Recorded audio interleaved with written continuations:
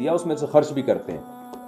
کہ بہت سے ایسے دیندار ہوتے ہیں جو پیسہ نہیں خرچ کرتے, دولت سے محبت اتنی ہوتی ہے ان کو, وہ دنیا کو مسافر خانہ نہیں سمجھتے. عبادت تو ہر مذہب میں ہو جاتی ہے, خرچ کرنا اللہ کے لیے بڑا مشکل کام ہے. اس لیے اللہ نے فرمایا کہ مالی عبادتیں بھی کرتے ہیں اور جسمانی عبادتیں بھی. جسمانی میں تہجد اور مالی عبادتوں میں زکوٰۃ اور صدقات و خیرات, کہ ہمارے جو ہم نے رزق دیا اس میں سے خرچ بھی کرتے ہیں.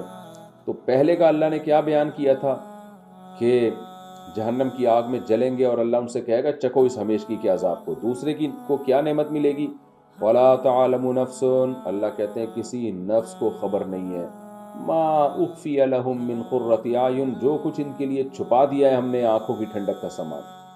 اسلاف کے بڑے واقعات ہیں, جب وہ آیت پڑھتے تھے بہت روتے تھے کہ کیا اللہ کا انداز ہے. اور یہ آیت ان کو تہجد میں جگاتی تھی کہ اللہ نے یہاں جنت کی نعمتیں بیان نہیں کی ہیں کہ یہ ملے گا یہ ملے گا یہ ملے گا. اللہ فرماتے ہیں کسی کو نہیں پتا میں نے اپنے بندوں کے لیے کیا آنکھوں کی ٹھنڈک کا سامان چھپا دیا ہے.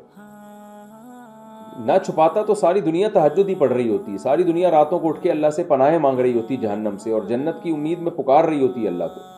لیکن یہ میرے نیک بندے ہیں جن کو دنیا بیوقوف سمجھتی ہے.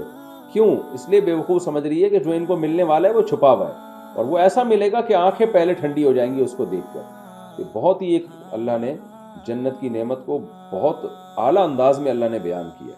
فرمایا فَلَا تَعْلَمُ نَفْسٌ, کسی نفس کو خبر نہیں ہے بھائی, مَا أُخْفِيَ لَهُم مِّن قُرَّةِ أَعْيُن, جو میں نے ان کے لیے چھپا کے رکھا ہوا ہے آنکھوں کی ٹھنڈک کا سامان, جَزَاءً بِمَا كَانُوا يَعْمَلُونَ, جو یہ عمل دنیا میں کرتے تھے یہ اس کا بدلہ ہے. جو پیسہ خرچ کیا کرتے تھے اور اللہ کے سامنے رویا کرتے تھے اور دعائیں مانگا کرتے تھے.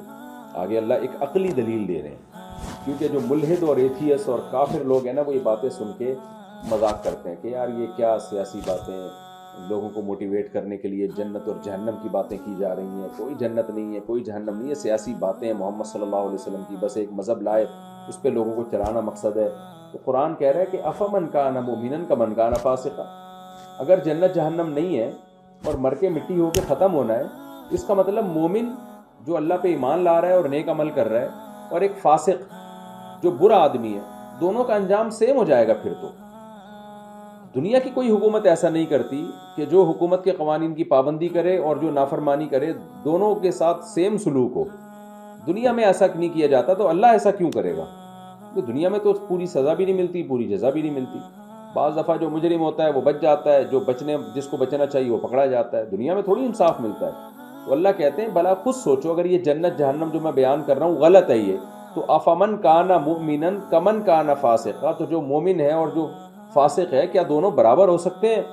لا یستوون, خود اللہ نے جواب دیا برابر نہیں ہو سکتے, دونوں کا انجام سیم نہیں ہو سکتا, بہت فرق ہوگا دونوں کے انجام میں. اس دنیا میں 100 انسانوں کے قتل کرنے والے بھی ہیں اور 100 انسانوں کی جانیں بچانے والے بھی ہیں. تو یہ کیسے ہوگا کہ دونوں کا انجام سیم ہو جائے؟ اس لیے آگے اللہ نے خود فرمایا نہیں, برابر نہیں ہو سکتے. اما الذین آمنوا وعملوا الصالحات, بہرحال وہ لوگ جو ایمان لائے اور نیک اعمال کیے, یہ مومن لوگ ہیں. فلہم جنات الماوا, ان کا جنت ٹھکانہ ہے.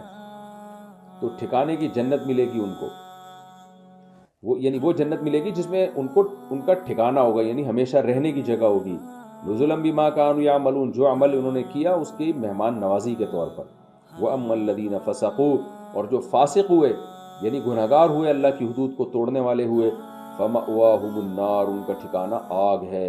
کلما ارادوا ان یخرجوا منها, جب بھی وہ ارادہ کریں گے اس آگ سے نکلیں, اعیدوا فیہا, اسی میں لوٹا دیے جائیں گے. یعنی لوٹا دیے جائیں گے کا مطلب یہ نہیں کہ آگ سے نکل جائیں گے پھر لوٹا دیا جائے گا, یعنی نکلنے کا جب ارادہ کریں گے تو واپس اسی جہنم میں ان کو غوطہ لگوایا جائے گا فرشتوں کی طرف سے, تاکہ وہ نکلنے سے مایوس ہو جائیں.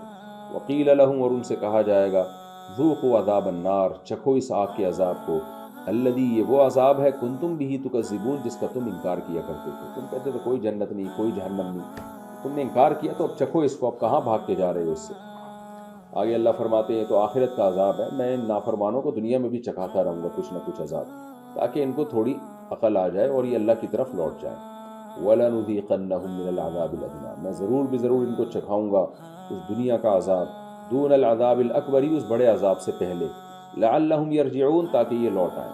تو ہر کافر, ہر نافرمان کو دنیا میں بھی کچھ نہ کچھ تکلیفیں آتی رہتی ہیں, جس سے اس کو یقین ہو جاتا ہے یہ دنیا رہنے کی جگہ یا دل لگانے کی جگہ نہیں ہے, یہاں پوری تمنائیں کسی کی بھی پوری نہیں ہوتی. تبھی عقل مند کافر بھی دنیا سے دل نہیں لگائے گا، بہت زیادہ اترائے گا نہیں یہاں پہ۔ تو اس لیے اللہ فرماتے ہیں کہ ہم کچھ نہ کچھ تکلیفیں اور آتی رہتی ہیں۔ اجتماعی سطح پہ بھی ابھی کووڈ آ گیا تھا، دنیا نے تباہ کر دیا، کووڈ کو دنیا کو تباہ کر دیا کووڈ نے، اور حادثے ہوتے رہتے ہیں، قدرتی حادثے، انسانوں کی خطاؤں سے ہونے والے حادثے، یہ سب چل ہی رہے ہیں، ہمیشہ سے چلتے رہیں گے۔ یہ فرمایا وَمَنْ أَظْلَمُ مِمَّنْ ذُكِّرَ بِآيَاتِ رَبِّهِ۔ اب ایک اشکال ہوتا ہے کہ اللہ تو کیوں بندوں کو عذاب در عذاب دے رہا ہے، آخرت میں بھی دنیا میں بھی، اور آخرت کا تو اتنا سخت عذاب رکھا۔ اللہ کہتے ہیں دیکھو ظالم کو عذاب دیا جاتا ہے اور بڑے ظالم کو بڑا عذاب دیا جاتا ہے، تو یہ سب سے بڑے ظالم ہیں، اس لیے سب سے بڑا عذاب جو آگ کا ہے وہ ان کو دوں گا میں۔ کیسے سب سے بڑے ظالم ہیں؟ اللہ کہتے ہیں بتاؤ خود، وَمَنْ أَظْلَمُ، اس سے بڑا ظالم کون ہوگا جس کو بھی آیات ذُكِّرَ بِآيَاتِ رَبِّهِ، اپنے رب کی آیات کے ذریعے نصیحت کی جائے۔ یعنی نصیحت کے مختلف درجات ہوتے ہیں۔ ایک نصیحت یہ کہ آپ کا بھائی آپ کو نصیحت کر رہا ہے یا دوست نصیحت کر رہا ہے، آپ اگنور کر دیتے ہیں۔ باپ جب نصیحت کر رہا ہو آپ اگنور کریں، باپ کو زیادہ غصہ آتا ہے، حالانکہ نصیحت سیم ہے، لیکن نصیحت کرنے والے کا مقام بڑا ہے۔ آپ کا باس نصیحت کر رہا ہے، آپ اس کو بھی سیریس لیتے ہیں۔ تو نصیحت کرنے والے کا مقام کیا ہے، اور اس کا آرڈر یہ ہے کس کا؟ آرڈر دینے والے کے مقام سے اس آرڈر کی ویلیو بڑھتی ہے۔ تو اللہ فرماتے ہیں اس سے بڑا ظالم کون ہوگا جو رب کی آیات اس کو سنائی جا رہی ہوں اور وہ وہاں دلچسپی نہ لے، وہ اس سے اعراض کر رہا ہوں۔ یعنی وہ رب جس نے کائنات بنائی، جس نے تجھے پیدا کیا، مٹی سے بنایا، ماں کے پیٹ میں بنا کے چھاتیوں میں دودھ پیدا کیا اور تیرے لیے اتنا کچھ انتظام کیا، اب اس کی بھی تو کچھ سن لینا۔ تو کھائے جا رہا ہے، لطف اٹھائے جا رہا ہے نعمتوں سے، جب وہ کچھ کہہ رہا ہے تو سن ہی نہیں رہا۔ تو اللہ کہتے ہیں اس سے بڑا ظالم کون ہوگا؟ لہٰذا یہ سب سے بڑا ظالم ہے، اس کی سزا بھی سب سے زیادہ ہونی چاہیے۔ تو یہ جو تم کہہ رہے ہو نا کہ آگ بڑی سزا ہے، تم اس لیے کہ تم اس کو بڑا ظالم نہیں مان رہے ہو، اس لیے کہہ رہے ہو۔ تو وَمَنْ أَظْلَمُ مِمَّنْ ذُكِّرَ بِآيَاتِ رَبِّهِ، اس سے بڑا ظالم کون ہوگا جس کو نصیحت کی جائے اپنے رب کی آیات کے ساتھ، ثُمَّ أَعْرَضَ عَنْهَا، پھر وہ ان آیات سے اعراض کرنا شروع کر دے۔ إِنَّا مِنَ الْمُجْرِمِينَ مُنْتَقِمُونَ، اللہ فرماتے ہیں ہم مجرمین سے انتقام لینے والے ہیں، یعنی اتنے بڑے بڑے ظالموں کو ہم چھوڑیں گے نہیں۔ اللہ ہم سب کو جہنم کی آگ سے محفوظ رکھے، اور ہمیں نماز، تہجد، صدقات و خیرات کا اللہ پابند بنائے، تاکہ ہم بھی ان لوگوں کی فہرست میں شامل ہو جائیں جن کے بارے میں قرآن نے کہا تتجافى جنوبهم عن المضاجع، یہ وہ لوگ ہیں کہ فلا تعلم نفس ما اخفي لهم من قرة اعین، کہ کسی نفس کو خبر نہیں کہ ہم نے ان کی آنکھوں کی ٹھنڈک کا کیسا سامان کیا، اس میں سے خرچ بھی کرتے ہیں۔